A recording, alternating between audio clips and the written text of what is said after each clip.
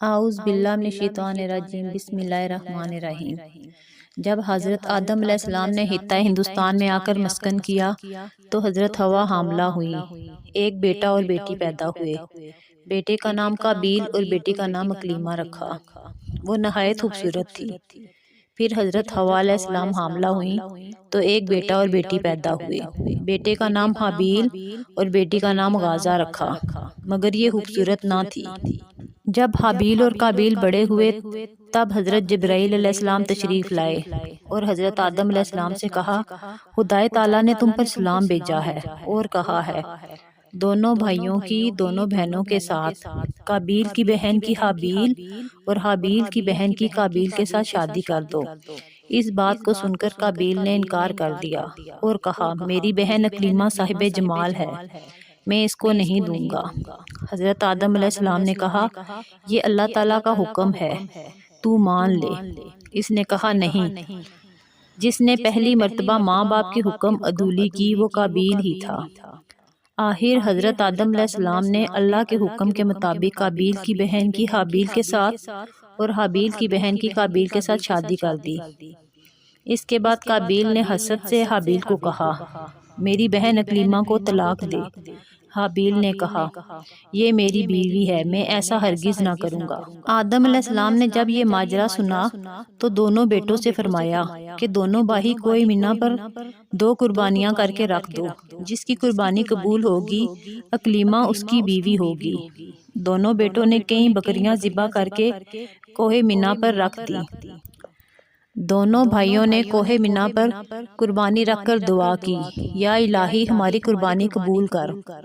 وہیں آتش نے حابیل کی قربانی جلا دی اور قابیل کی قربانی قبول نہ ہوئی۔ تب قابیل نے حابیل سے بولا، میں تجھے مار ڈالوں گا۔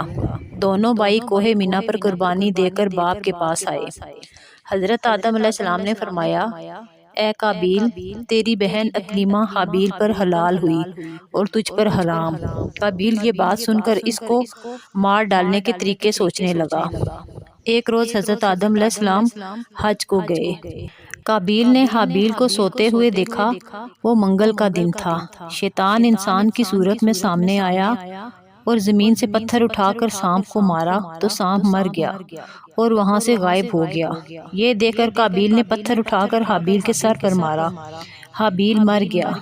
قابیل نے سوچا، اب اسے کیا کرنا چاہیے؟ وہ لاش کو کندھے پر لے کر پھرنے لگا۔ اس سے پہلے کوئی انسان نہیں مرا تھا جس سے معلوم ہوتا کہ مردے کے بدن کو کیا کرنا چاہیے۔ قابیل حابیل کو مار کر ڈرا کہ اس کا بدن پڑا رہے گا تو لوگ دیکھ کر مجھ کو پکڑیں گے۔ آخر اللہ تعالیٰ نے ایک کوے کو بھیجا۔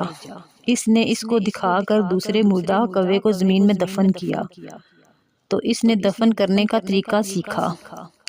اس نے قبر کھود کر حابیل کو دفن کیا اور جاننے کا ارادہ کیا تو اللہ تعالیٰ کے حکم سے زمین نے اس کو زانوں تک دبا لیا۔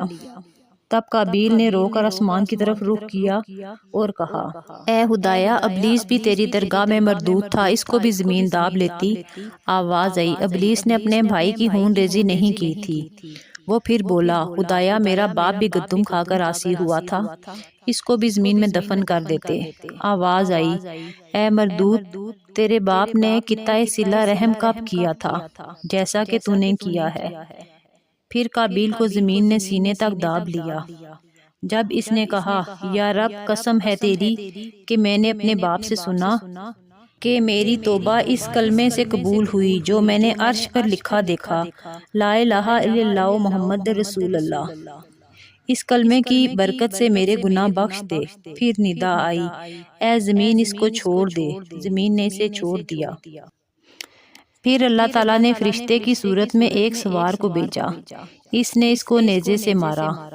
پھر اللہ نے اس کو زندہ کیا، پھر مارا۔ قیامت تک اس کے ساتھ ایسا ہی ہوتا رہے گا۔